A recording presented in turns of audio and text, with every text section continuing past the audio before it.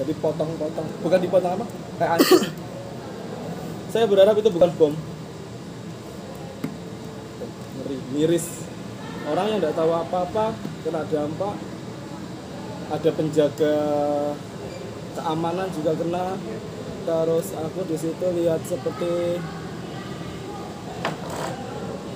orang yang bersih-bersih apa ya, office boy. Tapi bukan perkantoran itu, saya tidak ngerti bangunan apa, tepatnya di lorong. Jadi kalau saya lihat dari korban ledakannya itu jaraknya sekitar 4-7 meter dari gerbang pertama. Berarti kan dia belum sampai masuk, tapi ada korban di situ. Ini hanya terawangan. Iya, itu 2022 kan? Ini dekat. Ya, Ya mudah-mudahan nggak terjadi. Mudah-mudahan nggak terjadi ya. Mudah-mudahan Saya nggak. sendiri berharap hanya pandangan kosong dan pandangan buruk nggak akan pernah kejadian gitu.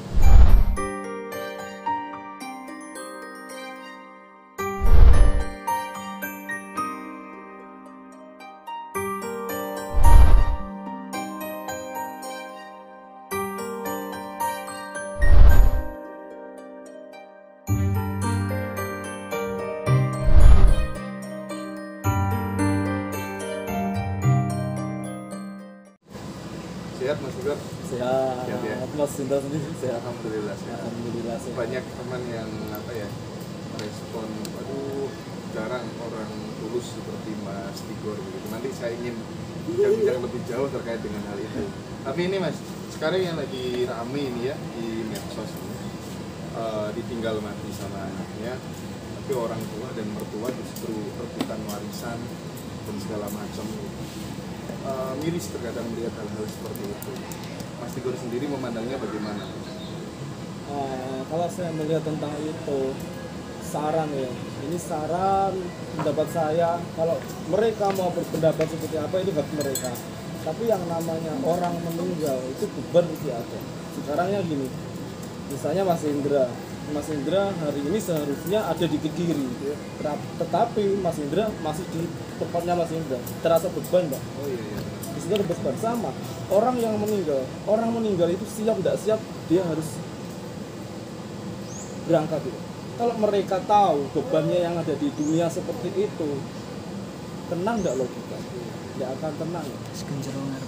Padahal idealnya orang meninggal itu harus terbebas dari kemelekatan dunia. Iya. Tapi melihat keluarga seperti itu jadi beban. Iya, misalnya gini, yang seharusnya ya pihak keluarga yang masih ada, jika ada orang yang meninggal, menanyakan kepada orang-orang terdekatnya apakah beliau ini sudah mempunyai beban, mempunyai utang piutang atau apa. Kalau memang ya segera diselesaikan, jangan kita yang malah mengusik dari milik beliau gitu. Harta warisan itu tidak ada yang tidak ada yang sampai kuat banget, tidak ada. Apalagi kita merebutkan yang bukan jerih payah kita. Jangankan itu, anak ke orang tuanya aja tidak boleh seperti itu. Misal orang tuanya meninggal, anak saling berebut karena banyak sekali permasalahan seperti itu pun tidak patut. Apalagi sebaliknya, seorang orang tua yang merebutkan harta warisannya si anaknya itu. Kalau kira-kira setelah melihat berita-berita desas-desus di medsos yang seperti itu, perasaannya Mas Igor kepada beliau yang meninggal bagaimana? Di mana yang namanya arwah yang sudah berpulang membutuhkan doa, membutuhkan penyempurnaan ibaratnya. Kalau beliau ini melihat yang di dunia masih kesro, masih berantem, apalagi merebutkan harta itu, ya hancur lah Mas rasanya. Kayak prihatin. Lebih baik aku bawa barang-barang aku kalau bisa ya. Daripada barang-barang ini dibikin perebutan, bikin permasalahan terhadap orang-orang yang saya cintai dulu ketika di dunia gitu ya. Itu ada satu lagu ya Mas ya, tidak tahu itu selawatan yang saben malam Jumat ya. Itu kira-kira katanya alil kubur pulang itu ya, mulai dari rumah itu Mas. Itu gimana Mas melihat hal itu? Relevansinya? Kalau itu pembelajaran. Di mana yang namanya hari Jumat itu kalau di kita itu hari yang sangat luar biasa untuk mengirimkan doa dan apapun itu. Bahkan berkahnya juga jatuh di hari Jumat. Kita bedah liriknya, Saben malam Jumat ahliku mulih nang omah kanggo njaluk donga maca Quran senadyan sak kalimat. Kita bersih. Setiap malam Jumat ahliku pulang ke rumah hanya minta doa walaupun satu kalimat. Berarti apa? Harapannya nih sesempatkan. Walaupun tidak ke kalimat itu gini loh. Bunga itu kalimat. Ya Allah.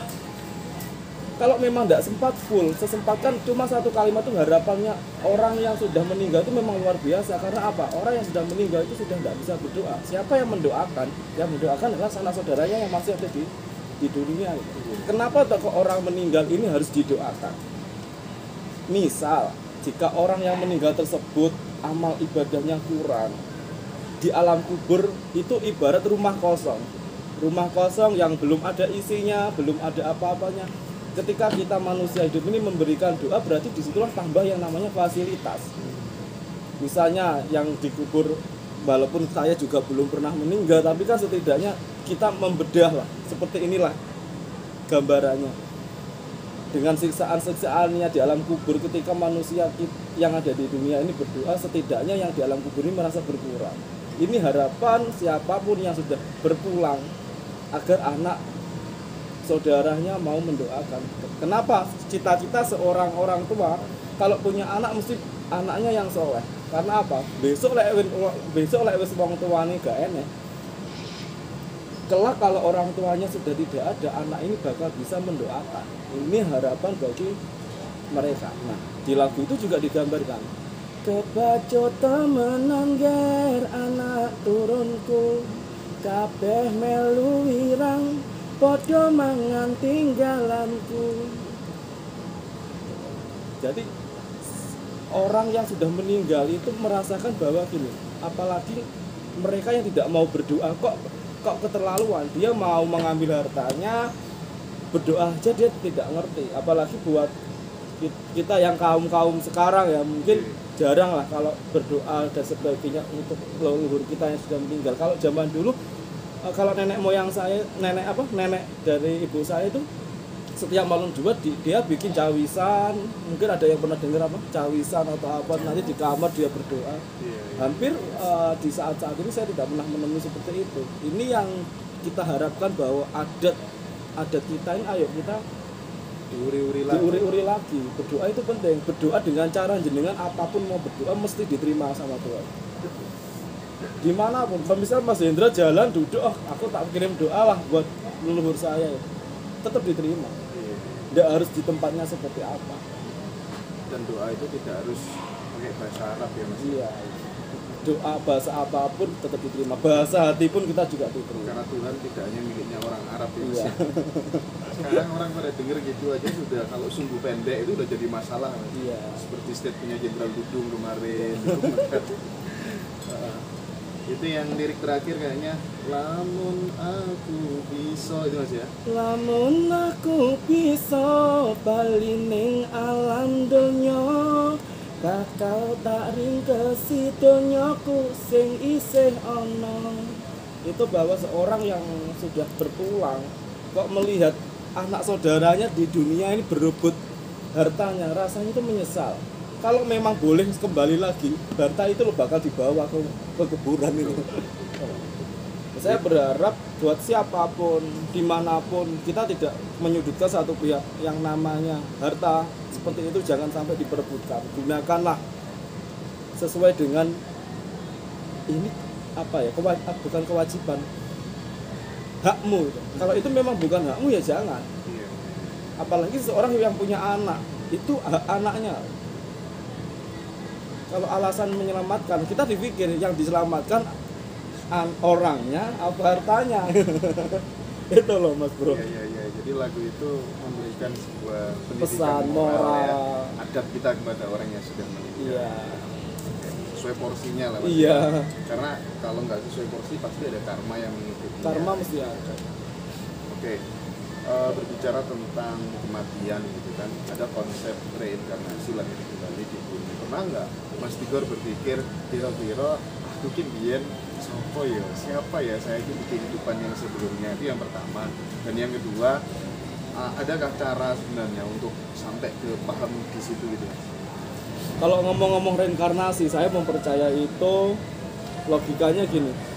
Kita sebagai manusia saat ini, kelak kita akan reinkarnasi ke tubuh siapa, ke sosok apa kita nggak ngerti, tergantung apa yang kita lakukan saat ini di dunia. Misal, kalau kelakuan kita di dunia bejat saat ini ya, bisa kita besok reinkarnasi. Ya kalau reinkarnasinya menjadi manusia kembali. Kalau kita dilahirkan kembali dalam sosok binatang, kita nggak ngerti. Tapi kalau saya pribadi nggak tahu ya, dari saya kecil yang di pikiran saya, yang di gambaran saya selalu berhubungan dengan lautan. Lautan.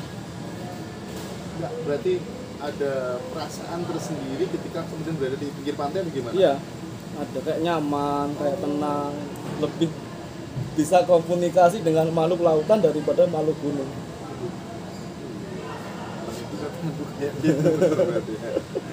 Tapi tidak terlintas ya, kira-kira saya ini siapa dulu belum ya? Saya enggak. Oke Mas, terkait dengan beberapa prediksi terbaru Mas tentang lorong berdarah Mas, saya minta dikasih bocoran Mas, gimana ya?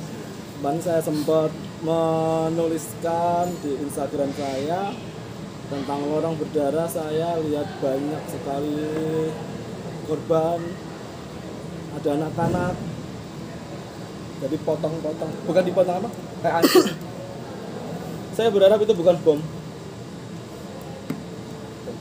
Miris. Orang yang tidak tahu apa-apa kena dampak. Ada penjaga keamanan juga kena. Terus aku di situ lihat seperti orang yang bersih-bersih office boy. Tapi bukan perkantoran itu. Saya tidak ngerti bangunan apa, tepatnya di lorong. Jadi kalau saya lihat dari korban ledakannya itu jaraknya sekitar 4-7 meter dari gerbang pertama. Berarti kan dia belum sampai masuk. Tapi ada korban di situ. Ini hanya terawangan. Iya, itu 2022 kan. Ini dekat. Ya, mudah-mudahan nggak terjadi. Mudah-mudahan nggak terjadi. Ya. Saya sendiri berharap hanya pandangan kosong dan pandangan buruk nggak akan pernah kejadian. Itu bayangan itu terlintas ketika Mas Tigor sedang apa? Berapa ya, saya lupa. Kadang kalau saya ada gambaran apa langsung saya bikin di Instagram saya kalau nggak salah malam atau apa ya. Malam pas santai-santai tiba-tiba lah ini kok ada apa? Itu berarti nggak bisa diminta kayak gitu? Nggak bisa diminta. Nggak bisa. Kita hari ini duduk kita mau lihat besok ada apa kita nggak ngerti. Tiba-tiba muncul sama seperti gempa Bantul 2006. Paginya aduh ini ada apa ya? Itu pagi. Saya malam itu SD saya masih. Malam besok paginya gempa Bantul. Gunung meletus Kelut juga seperti itu. Hari ini saya acara. Kok enggak enak ya? Nah, aku datang ke Gua Selomangkleng. Sorenya jam 10 malam Kelut meletus. Kita juga tidak minta, tiba-tiba hilang. Pas nyanyi pernah nggak Mas muncul gambaran atau bayangan gitu? Pas nyanyi pernah. Ya. Oh pernah ya? Pernah. Pas nyanyi kita enak-enak di panggung, tiba-tiba ada yang nonton malu lagi. Oke, Mas terkait dengan tadi yang lorong berdarah itu korbannya sedikit, banyak? 1, 2, 3, 4, 5, sekitar 6-an. Sekitar 5-6 gitu kan? Tapi meninggal? Yang satu selamat. Oke. Selamat tapi dalam kondisi ini luka-luka segala macam ya. Gitu ya. Parah mungkin ya. Bisa jadi cacat permanen. Oke, Mas. Oh ya, bendanya yang meledak itu di jok motor. Jadi saya berpesan buat keamanan manapun, cek orang keluar masuk, tidak hanya depan aja, jok juga dicek. Dia pakai jangan di share di sini, pokoknya jok sama sepatu. Itu dia kira-kira sengaja atau kemudian dia sesungguhnya juga korban menurut Mas itu? Dia sengaja. Kenapa orang sampai pada pemikiran punya nekat seperti itu? Kebanyakan menurut Mas itu apa yang latar belakangnya? Doktrin kah atau gimana? Kita tidak bisa yang mengatakan doktrin atau apa. Intinya satu, kalau kita belajari, pahami dengan benar, jangan sampai merugikan diri sendiri apalagi orang lain. Karena di zaman sekarang banyak sekali kita mendengar, melihat sesuatu yang tidak harus kita langsung cerna, langsung kita terima, enggak, kita harus proses dulu apakah ini bermanfaat bagi kita atau enggak. Itu berarti bentuk dari aksi teror ya Mas? Iya, aksi teror. Dan aksi teror itu tidak harus kemudian dikaitkan dengan agama. Enggak, itu sesuatu yang berbeda tidak, ya, beda. Mas, ya? Jangan menyalahkan agama. Yang salah itu bukan agamanya, orangnya. Mau dikatakan ini baik ini buruk, kalau orangnya betul. Oke. Saya lanjutkan di tragedi 15 daerah yang akan terjadi longsor itu Mas. Iya. Terkait dengan Nganjuk itu. Apa salah satunya adalah Nganjuk kan yang Mas Tigor? Iya. Itu terjadi berbarengan dengan peristiwa yang lorong berdarah atau itu tadi gimana? Pas munculnya. Di negara kita nanti habis lorong berdarah Cilegon warning karena aku ndak ngerti titik pusatnya di mana.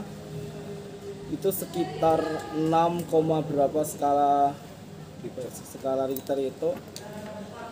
Cuma di otak saya itu munculnya daerah Jawa Barat, Cilegon.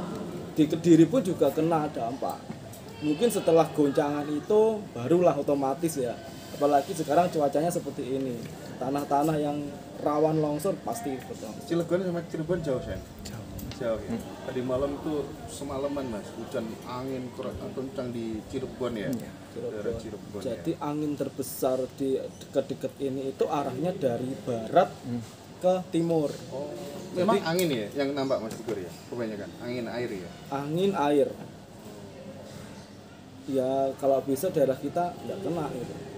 Tapi aku lihatnya di Kediri pun, di depan rumah saya pun nanti akan ada jatah itu.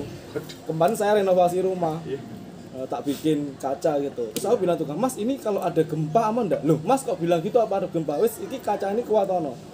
Sampai tak tumpuk 2 besi di situ. Mas Tigor ini sudah kuat, tambah lagi gitu. Wah iki ya oleh bedone omahe wong ngono karo omahe wong ora. Sampai tak tumpuk. Terus di atas atap saya itu tak tutup total. Saya enggak ngerti, saya takut ada pasir yang tiba-tiba dari dari langit. Aku nggak ngerti efek dari bencana apa. Nah, kita kan kesusahan. Kediri Mas. Kediri.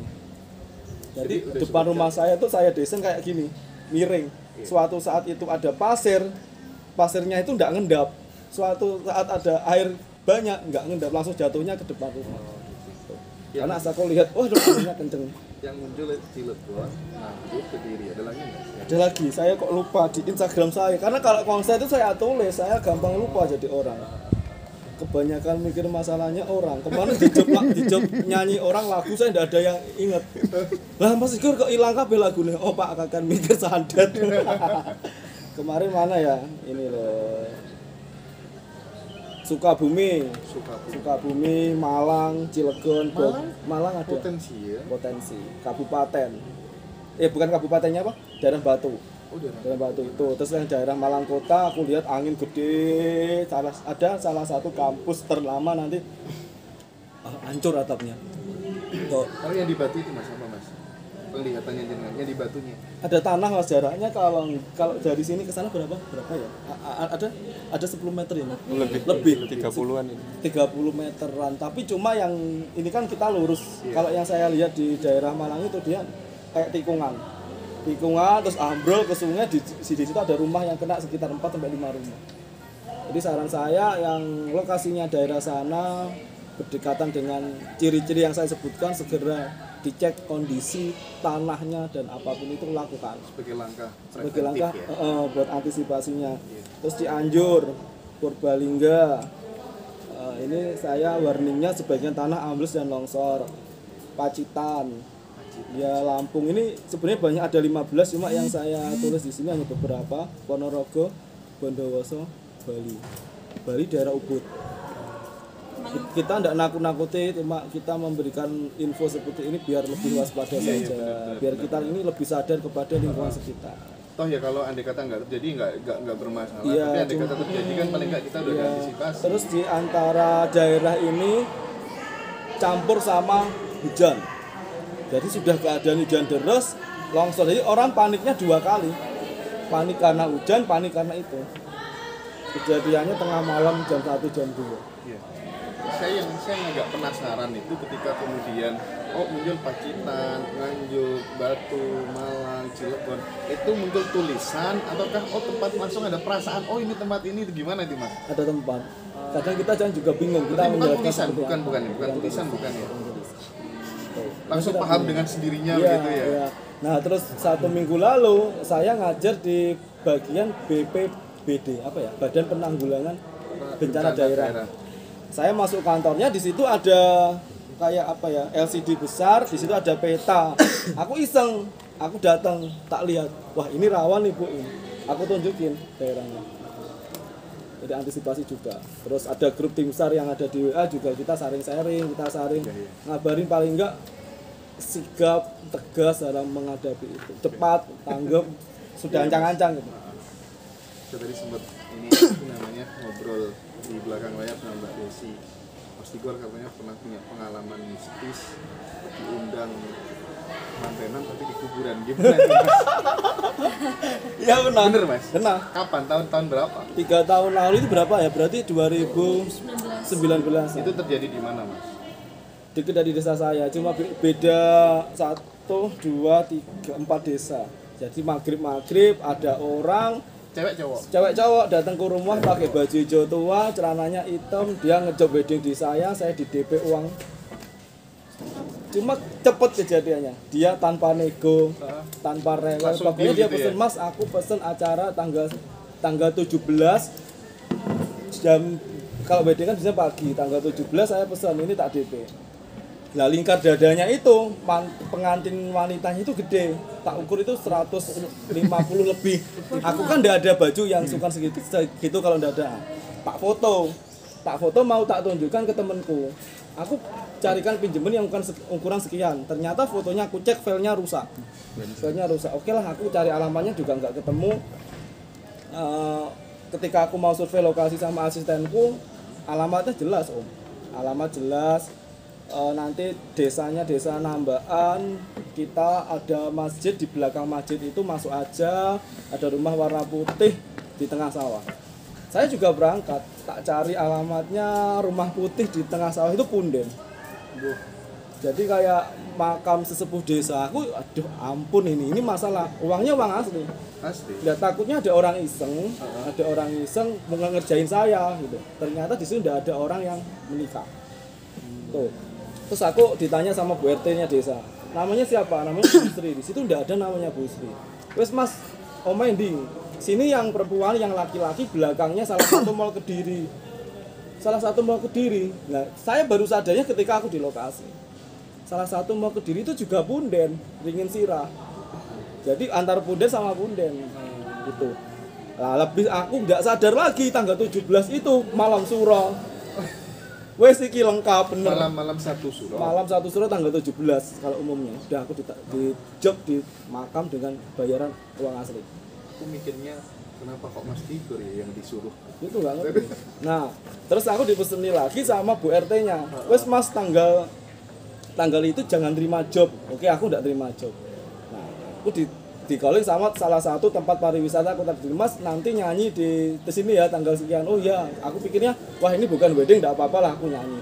Nah, begitu aku nyanyinya kan di akhir jam 1 siang. Di atas panggung aroma bunga melati, dupa itu aduh ini setengah ref. Udah aku akhirnya pulang. Setelah itu 1 bulan enggak laku. Nggak laku, belas gak enak wong macak si tok ya Rene. Ya Tuhan. Gak enak. Promosi Om. Sampai aku mikir, wah ini apa gara-gara aku dikerjain ya. Ternyata bener, di depan tempat usaha saya banyak orang yang ngasih aku ini barang-barang dukun biar usahaku nggak laku. Ini aku belum di YouTube seperti ini. Sampai gitu ya? Iya. Disarati biar aku nggak laku, biar bisnisku hancur. Begitu mereka tahu aku seperti ini, mereka datang. Mas sepurane Mas, wis roh, aku tau mbok sarati to. Gitu. Ada orang nyarati Mas. Ampun. Omahe dukun disarati yo lagi iki, soalnya dukunnya bento. Aduh. Kejadian horor itu tidak hanya satu kali. Itu kalau boleh tahu DP-nya berapa, Mas? DP-nya 2 juta. DP-nya 2 juta. 2 juta uang asli. Normal ya? Normal. Nggak hilang. Uangnya kenceng-kenceng kayak kita mau ngambil pertama. Itu berarti jenengan sudah dipantau sama Dipantau tapi kok alam gaib. Enggak apa-apa. Jadi lek wae Covid ngene iki sing usaha salon sajake gak oleh pesta ya wis ngejob ae ning alam ngono kuwi. Ya mungkin niatnya menunjukkan eksistensi. Iya, kadang saya juga guyonan sama teman-teman. Prigel itu kan. Gel. Tak job gelem ning iki aman iki Covid bangga oleh tampil iki. Ning ndi mak ning Segoro Kidul. Gah. Gak gelem budal, Bang. Oke. Kita flashback di ngobrol kita di awal tadi. Iya. Pernah nggak kalau yang dibully itu kan itu sudah banyak orang tahu dan memang itu banyak orang kagum gara-gara dialog terkait dengan itu. Pernah nggak selain dibully, dikhianati, ditipu oleh seseorang dalam hidup ini, dan bagaimana kemudian memaknai hal seperti itu, Mas? Karena teman-teman kita di luar sudah banyak yang mengalami muslim. Pernah nggak? Kalau semula sejak itu aku malah santai, jadi santai aja. Kita mau nanam semangka, jelas di sekitarnya tumbuh yang namanya rumput-rumput tidak bermanfaat. Betul. Tapi kalau kita mau nanam rumput, mungkin nggak di sekitarnya tumbuh semangka? Kan nggak mungkin. Tuh. Kita mau menyikapi orang seperti itu bodoh amat lah. Karena udah capek. Saya pernah Mas, ada teman itu baik. Aku kalau sama uang nggak pernah hitung-hitungan. Tak kasih barang-barang tak kasih wes gen kalau. Tiba-tiba ada fitnah di situ. Jangan diterima pemberian dari Tigor. Lah kenapa? Engkau digitu mbak pesugihan lah adalah. Lagi piye karepe? Duh, jadi itu. Macam-macam Mas. Bodoh amat sekarang. Orang mau seperti itu bodoh amat. Yang penting aku berpesan kepada siapapun, jika ada orang jahat sama kalian udah.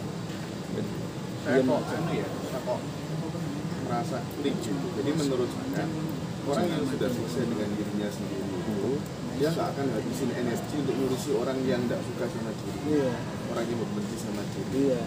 Artinya dia nggak akan terbang saat dipuji, nggak akan terbang saat dicaci maki.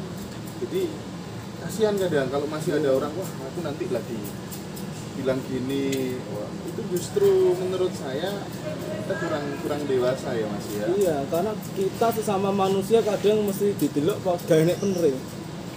Pak enggak salah. Enggak ada bener. Kita mau apik gaene bener, mau jahat ya ketok gitu. Jadi kita ngeflat aja. Iya. Jadi wis pokoknya kayak bis malam aja Mas. Iya, kayak bis malam aja. Tapi saya berpesan buat siapapun, teman-teman, sahabat-sahabat, jangan takut ketika dihina orang. Anggap hinaan ini sebagai acuan. Karena apa? Ketika Anda sekarang ini mungkin porsinya belum sesuai dengan harapan jenengan, ketika jenengan di atas, orang yang menghina kalian besok yang akan berseru untuk kesuksesan kalian. Kadang kan orang kalau dihina kayak minder, aku wedi udah bodo amat tuh. Kayak Om Haji biasanya, aku nggak mau di depan kamera, ya nggak apa-apa, santai aja di depan kamera aja. Kita dibully nggak kelong. Kadang memang mangkel. Hapus ya? Males dalam komen, Mas. Nggak apa-apa. Komentar seseorang itu sebenarnya menggambarkan dirinya sendiri. Ketika kita berkomentar dengan orang, misalnya aku komentar dengan Om Haji itu, aku bilang ke siapa namanya? Mas Wahyu. Mas Wahyu, Om Haji itu gini. Sebenarnya apa yang saya komentar itu bukan sikapnya Om Haji, tetapi saya menunjukkan sikap diri saya sendiri. Kalau ada seseorang menunjukkan sikap seseorang dengan keadaan jelek, pikir dulu, belum tentu yang dikatakan itu jelek. Bisa jadi orang yang berbicara adalah orang yang mengatakan sikapnya seperti itu. Ada quote bagus Mas, buat yang lagi berada di titik terendah barangkali, tubuh boleh lelah, mata boleh basah, tapi jangan pernah menyerah karena yakin semuanya akan menjadi indah. Iya, saya kemarin juga harus di ini Mas. Kemarin saya nulis di Instagram saya, hari ini kalian karyawan, besok kalian bisa menjadi seorang pemimpin di perusahaan sendiri. Tapi ya kudu usaha, aja lumah-lumah. Kadang orang Aku pengennya seperti ini, aku pengennya seperti itu, tapi nggak ada tindakan mau jadi seperti apa. Break dulu mas. Gak